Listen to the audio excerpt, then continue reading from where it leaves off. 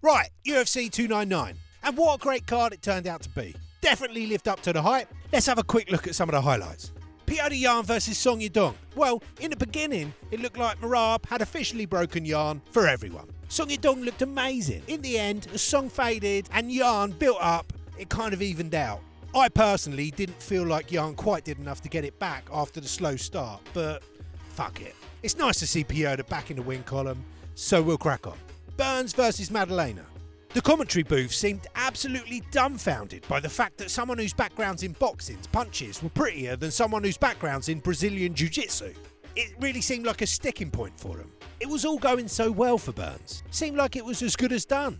And then one weird roll, and then a nice jumping knee kick from Della Maddalena, and that was it, it was over. And if you didn't already think that Jack was a badass, he only goes and calls out Shavkat for shits and giggles. Holland versus MVP. As soon as the first round started, it was instantly fun to see him in the UFC.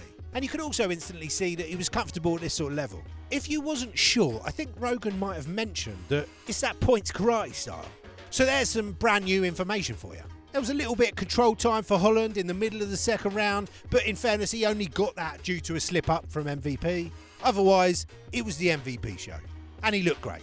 I wouldn't be surprised if Holland retires for a little bit after this, as it looked like he felt quite humiliated. Interesting fight though, and it looks like we're going to get a few more fun fights out of MVP, which is just good news for everyone. Dustin versus Staph infection. Fuck me. What a dirty little dogfight. Benoit isn't going anywhere. I can see him floating around near the top 5 for quite a while, but just not quite yet, and that's fine. After a noble effort, Dustin was just too much of a dog. Benoit was just a little bit too reckless against the vet.